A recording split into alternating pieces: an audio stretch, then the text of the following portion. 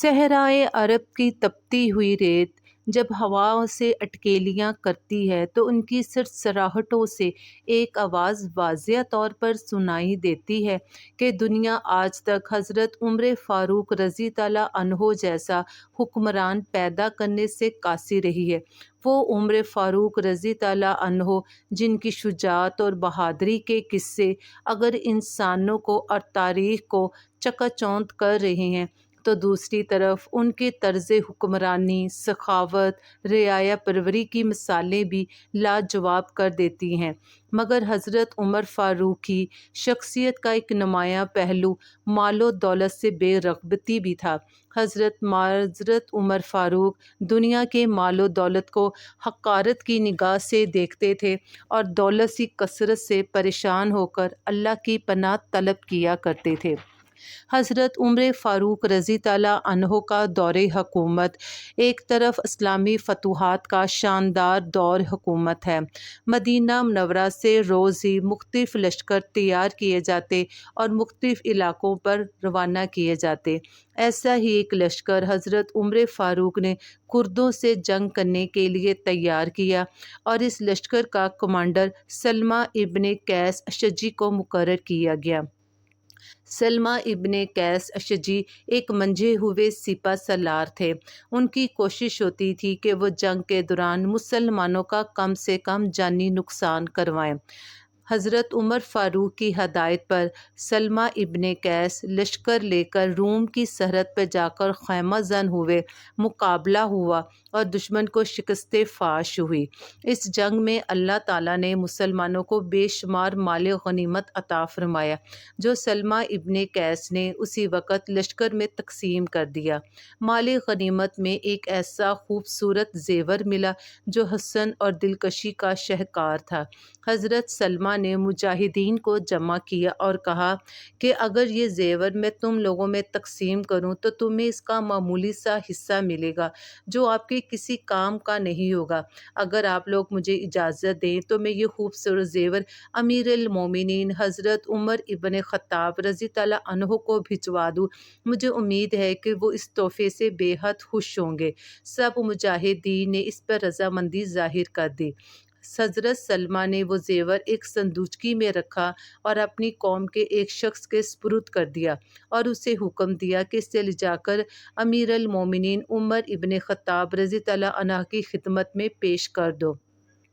سلمہ ابن قیس اپنے دل میں سوچ رہے تھے کہ امیر المومنین اس تحفے کو خندہ پیشانی سے قبول کریں گے اور اسے دے کر بے حد خوش ہوں گے۔ قاصد مدینہ منورہ پہنچا تو عمر فاروق رضی تعالیٰ عنہ کی خدمت میں حاضر ہوا۔ حضرت عمر فاروق اس کی طرف متوجہ ہوئے اور سوالیہ نگاہوں سے پوچھا کہ وہ کون ہے اور کہاں سے آیا ہے اور اس کا کیا مقصد ہے، جس پر قاصد نے کہا، امیر المومنین، میں سلمہ ابن قیس کا قاصد ہوں۔ حضرت عمر نے یہ سنتے ہی فرمایا، سلمہ اور اس کے قاصد کو مرحبا، مجھے مجاہدین کے متعلق بتاؤ کہ ان کا کیا حال ہے۔ میں نے عرض کیا کہ وہ بالکل خیریت سے ہے، جیسا کہ آپ چاہتے تھے، وہ فتح مند ہے اور دشمنوں پر غالب رہے ہیں۔ پھر انہوں نے پوچھا، کیا مجاہدین کو ضروریات زندگی، گوشت، سالن اور گھی میسر ہے؟ میں نے کہا، امیر المومنین، اللہ تعالیٰ کے فضل و کرم سے سب کچھ میسر ہے۔ مجھے بڑا تعجب ہو رہا تھا کہ وہ فوج کے اور لشکر کے بارے میں کس قدر فکر مند ہے اور ان کی خوراک کا کس قدر فکر مندی سے اظہار کر رہے ہیں اور ان کا خیال کر رہے ہیں۔ پھر انہوں نے میرے سے آنے کا مقصد پوچھا تو میں نے انہیں سلمہ کا بھیجا ہوا مکتوب اور وہ قیمتی زیور ان کے سامنے پیش کر دیا۔ جب انہوں نے اس میں جڑے ہوئے نگینے کو دیکھا، اس کی زیب و زینت اور موتی دیکھے تو اچھل کر کھڑے ہو گئے، جیسے ان کے پہلو میں بچھو نے ڈنگ مار دیا ہو۔ ان کا رنگ زرد پڑ گیا۔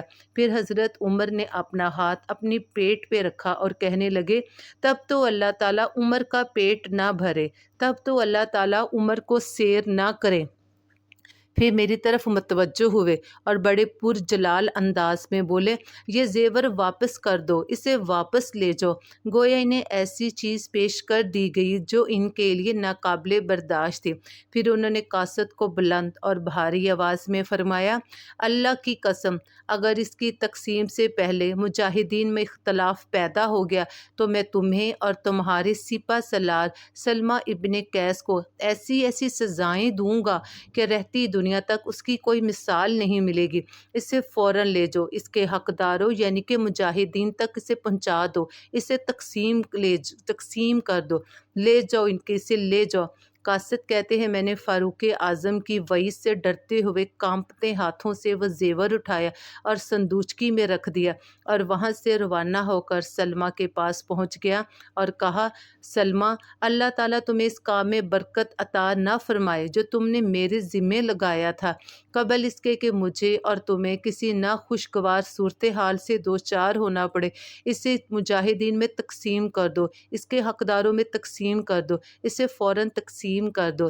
سلمہ کو جب حضرت عمر فاروق کا رویہ اور ان کے الفاظ سنے تو وہ بے حد شرمندہ ہوئے، جبکہ سلمہ نے ایک اچھی نیت کے ساتھ عمر فاروق کو ایک تحفہ بھیجا تھا، مگر اس تحفے کی ناراضگی کا اظہار کرتے ہوئے حضرت عمر فاروق نے دنیا کے مال و دولت سے اپنی بے رغبتی اور نفرت کا اظہار فرما دیا، کیونکہ حضرت عمر فاروق رضی اللہ عنہ وہ صحابی رسول تھے جنہوں نے صحابہ کرام اور نبی پاک صلی اللہ علیہ وآلہ وسلم کی صحبت مبارک سے فیض یاب ہو کر اپنے دلوں کو مال و دولت سے حرص سے پاک کر لیا تھا۔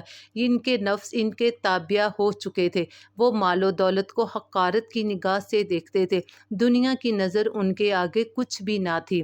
اللہ تعالیٰ ہمارے دلوں کو بھی مال و دولت کی محبت سے پاک رکھے، اور اللہ تعالیٰ نے اپنے فضل و کرم سے جو مال و دولت ہمیں عطا کیا ہوئے وہ ہمیں کھلے ہاتھوں سے تقسیم کرنے کی توفیق عطا فرمائے۔ پلیز چینل کو لائک اور سبسکرائب کرنا مت بھولیے گا، اور جنہوں نے چینل کو سبسکرائب کیا وہ نوٹیفیکیشن کی بیل کو ضرور آن کیجیے گا۔ ملتے ہیں کل۔